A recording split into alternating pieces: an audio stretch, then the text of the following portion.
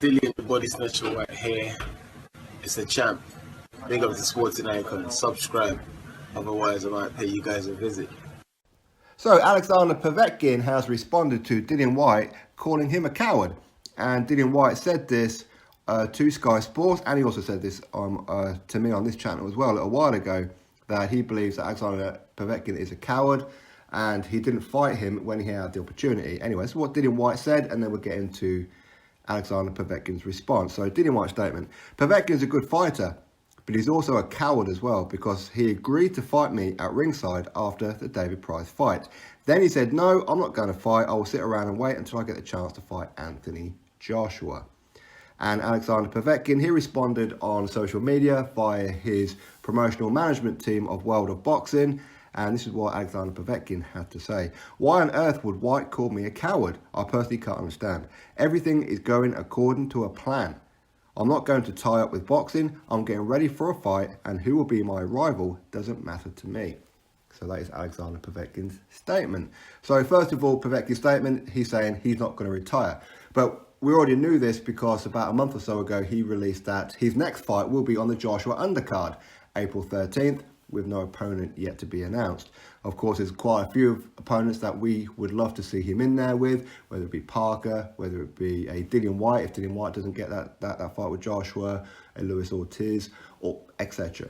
So anyway, that's a whole nother subject. So what Dillian Whyte is saying there is when Alexander Povetkin, he fought David Price. So of course, this is before Povetkin fought Anthony Joshua. So Povetkin versus Price, this was on the Joshua and Parker undercard at the Principality Stadium. And right after the fight, Dillian Whyte said, let's fight. And Povetkin was like, yeah, no worries. So a little while later, Povetkin said, no, actually, I'm going to wait for Anthony Joshua. Now, as it turned out, in the end, he was kind of correct, because the whole thinking behind Dillian Whyte versus Alexander Povetkin was that although Povetkin was mandatory, it looked like Joshua versus Wilder was going to happen. So Povetkin needed a fight to keep busy as such. So did Dillian Whyte and so on. So it was almost like the perfect fight, right? So either way, Povetkin was like, no, I'm going to sit around no matter how long it takes. And I'm going to fight Anthony Joshua, whether that be on September 22nd or thereafter if Joshua versus Wilder happens. So Dillian Whyte called him a coward because he originally said yes after the fight. And rather than keep talking through it, Povetkin said, no, actually, I'm just going to wait for Anthony Joshua. As I said, he was right about that one because the Joshua Wilder thing did fall through. So that's why Dillian Whyte called him a coward. And in some ways, I can get it, because there was nothing wrong with having a verbal agreement or a contract in place to fight Dillian Whyte if the Anthony Joshua fight didn't happen. So if Joshua vs. Wilder did happen, then why not? It's a decent fight, but it does seem that Povetkin did want to just sit around and wait for his opportunity. Okay, so now on to the next one. He says, I'm getting ready for a fight, and who will be my rival doesn't matter to me. So in other words, he's saying if Dillian Whyte wants to fight, he can have it. He doesn't care who the opponent is, which is great news if he's serious about it. And as we've seen with Povetkin, he has been in the ring with many of the top fighters in the heavyweight division over recent years. And his only two losses, Vladimir Klitschko and, of course, Anthony Joshua. Anthony Joshua was the first person to actually stop Povetkin after giving a pretty good account of himself to start with anyway.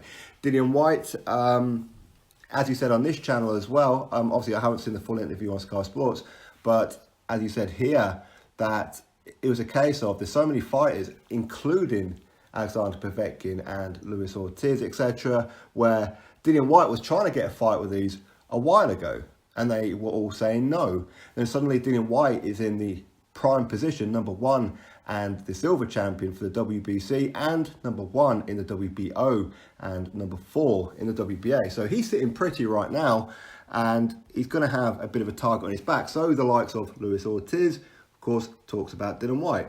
Povetkin talks about Dillian Whyte, and so on and so on. But originally, they weren't talking about him. And that's what Dillian Whyte's getting at is, why is it that I should give you an opportunity when you didn't give me one? And the same thing happened with Lucas Browne. When Lucas Browne won the WBA regular title from Ruslan Chagayev, Dillian Whyte, among many others, said, let's fight.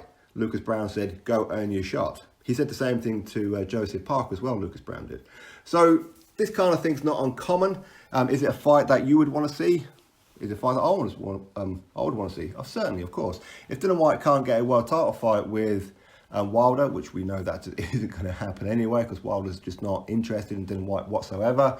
And if Anthony Joshua doesn't fight Dillian Whyte, listen, Anthony Joshua should fight Dillian Whyte based on his own words, where he said, if I can't get Wilder and if I can't get Fury, then Dillian Whyte is next. But of course, there is like a lot of talk about potentially he could go to New York and fight big baby Jarrell Miller. That means cancelling Wembley, April 13th.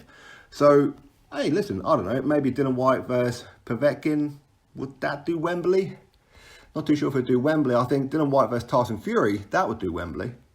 But anyway, all that aside. So either way, Alexander Povetkin has responded to Dillian Whyte calling him a coward by saying, I don't understand why he's calling me a coward, and I don't really care who it is that I'm going to fight, and yes, I am going to carry on fighting. Drop your thoughts below, click thumbs up, and of course subscribe. Catch you all on the next video.